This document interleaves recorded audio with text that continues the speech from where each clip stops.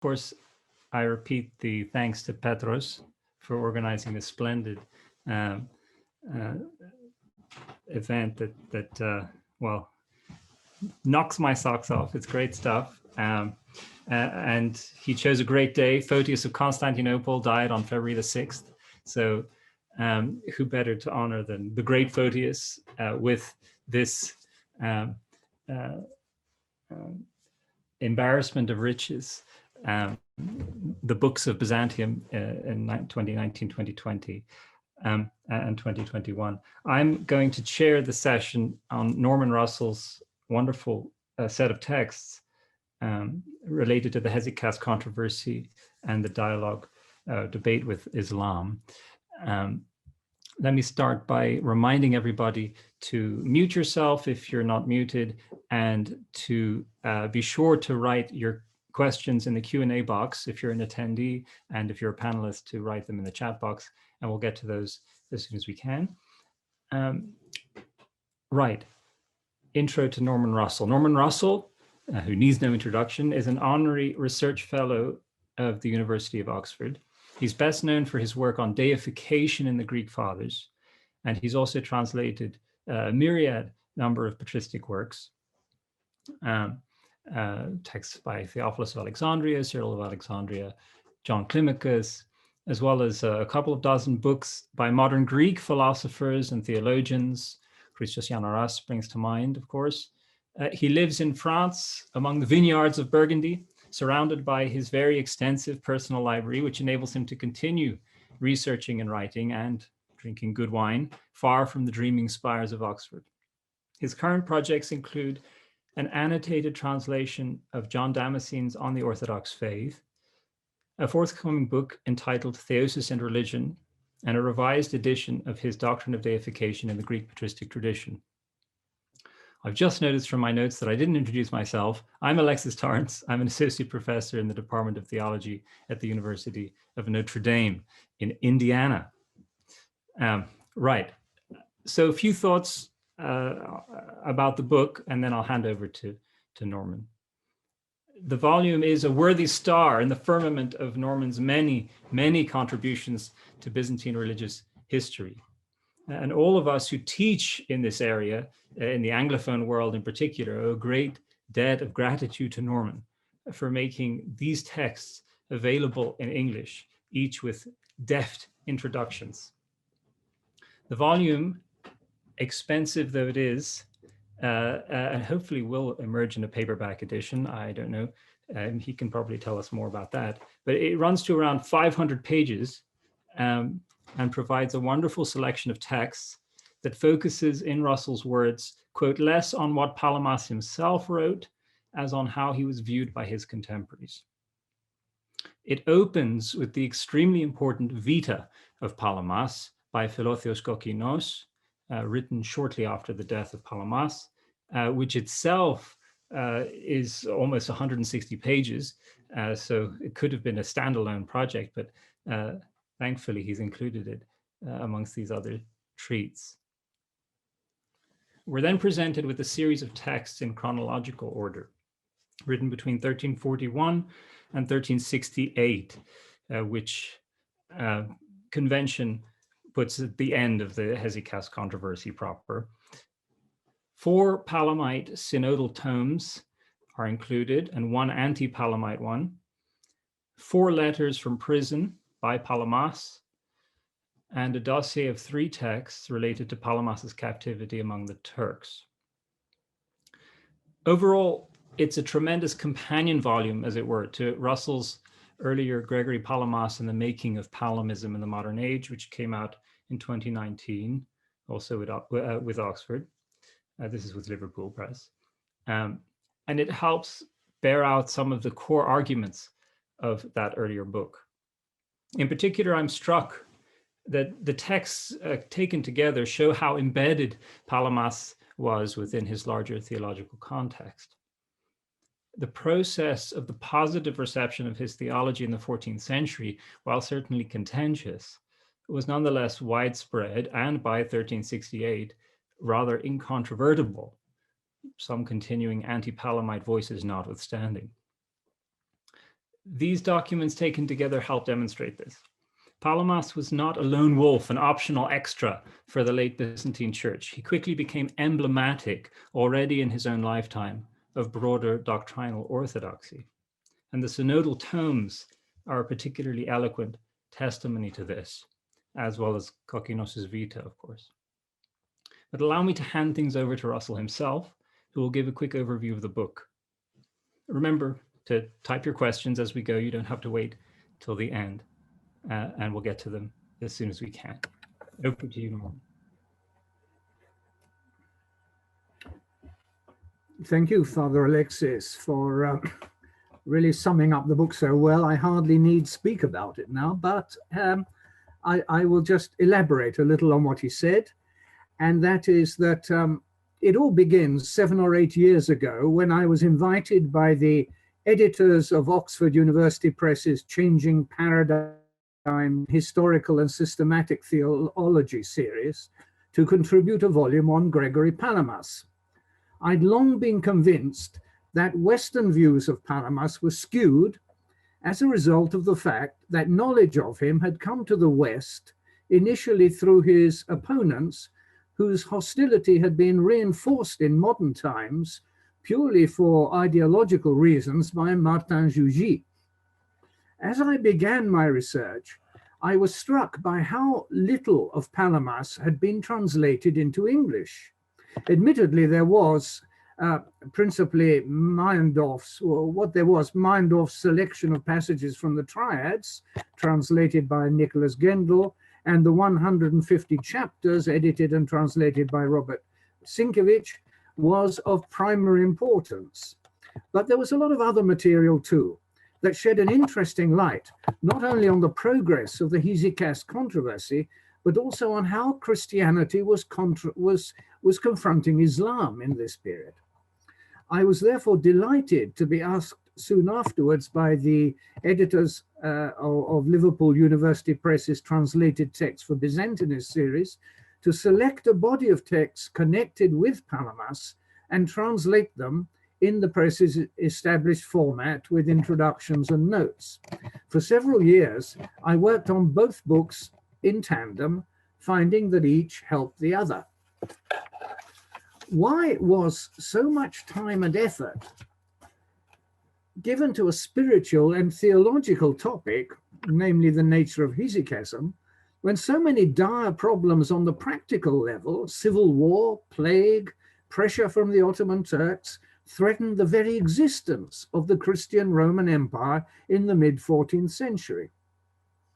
On the existential level, the threatened collapse of the Roman polity was a powerful incentive to focus the mind on the things that ultimately mattered most: the nature of divine human communion, the attainment of salvation, participation in the life of God. But the political dimension was important too. On this level, it was vital, in order for the imperium to function properly, that the church should be united. The settlement of the Hesychast controversy was a political as well as a theological desideratum. The dysfunctionality of the imperium in the middle years of the 14th century made a swift settlement of the Hesychast controversy impossible to achieve. But this, in theological terms, turned out to be a benefit.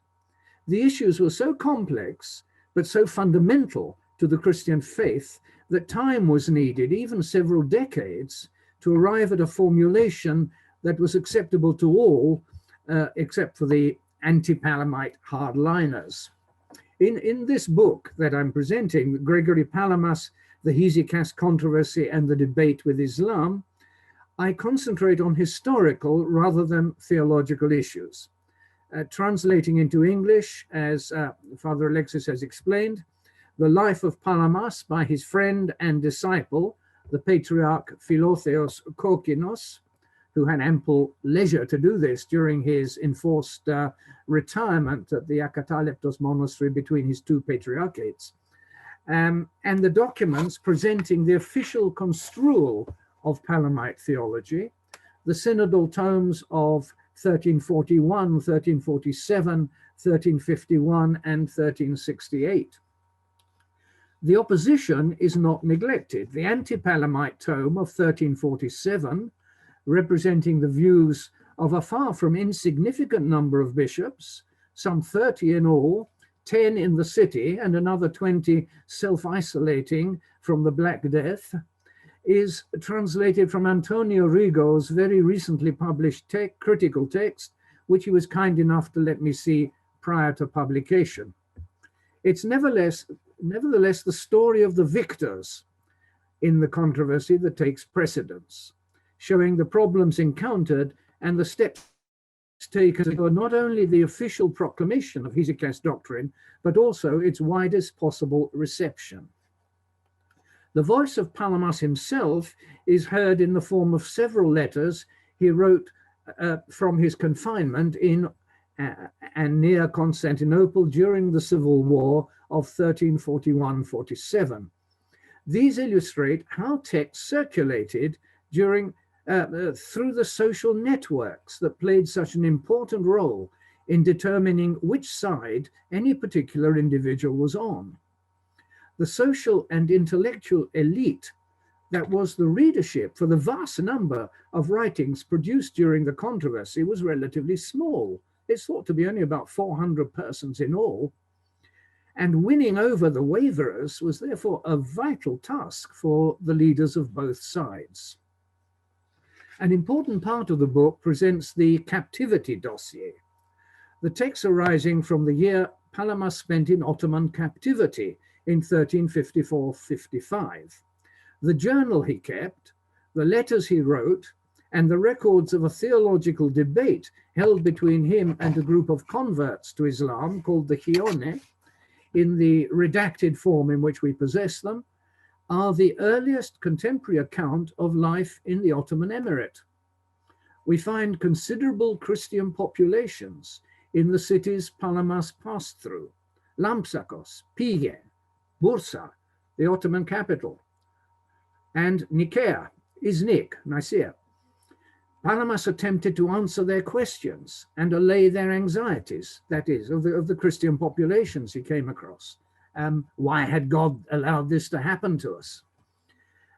In Bursa, he engaged in a debate with the Hione at the wish of Orhan, the emir. These were a group of converts to Islam, either Christianizing, either Judaizing Christians or Jews, in fact. I think probably likely the latter. In Iznik, he questioned a Muslim scholar, a Danishmend, that he had observed conducting a funeral. He was his captivity, when his importance became known to his Ottoman captors, he was treated as a dignitary, and he was allowed to choose his residence in Nicaea. He chose the monastery of St. Iakinthos, the church of which survived till 1920, and he was able to wander around, and he met this Danishmend, this scholar from the this legal scholar who'd conducted a funeral, and he found each side was curious about the other. Palamas countered objections to Christianity on the Muslim side. Principally, there were four principal complaints, which are much the same today, in fact, as they were then. And that is complaints about lack of reciprocal recognition. Well, we accept Jesus Christ as a prophet. Why don't you accept Muhammad on top of that? And then the second one is shirk, the association of the uncreated God with created beings. The third is idolatry, worshipping the cross and images of the saints. And the fourth was tahrif, as it's called, the falsification of scriptural texts. There's a hadith. There's a hadith which says that Muhammad was prophesied in the Gospels, but the Christians cut out those bits. Palamas also goes on the offensive, and he complains that Islam has been spread by the sword. Indirectly, he corroborates the thesis, though, in these conversations, that although Orhan had extended his beylik by the sword, Christians were not forcibly converted. They did become Muslims in large numbers because, on the one hand, God seemed to be on the side of the Prophet. Military victory showed that. And on the other, because their inferior status as Christians could be rectified by their becoming Turks. Christians were encouraged to believe that it was only a small step to embrace Islam. And that's why in the redacted form of these documents that Palamas later wrote, prepared for his flock in Thessaloniki and for a readership in Constantinople, we find quite a bit of anti-Muslim polemic which has been added, but this is for Christian consumption. It's not against the Muslims, it's for Christians to dissuade them from converting to Islam.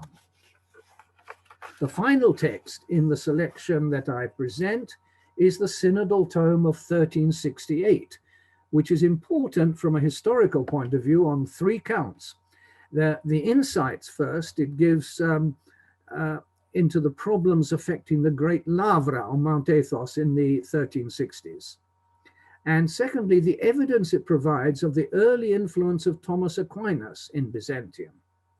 And thirdly, the information it gives about the developing process of the canonization of saints. So it's my hope that these texts, made available for the first time in English, at, as Father Alexis has said, at an absurd price, £125, but a paperback edition is promised at a price affordable by individuals. And these, I'm convinced, will help us place Palamas more securely in the religious culture of his age. As we've heard, he was not a lone wolf or an outsider. He was at the center of things, and his articulation of the theology of deification and within hesychasm was accepted as fundamental to the Orthodox tradition.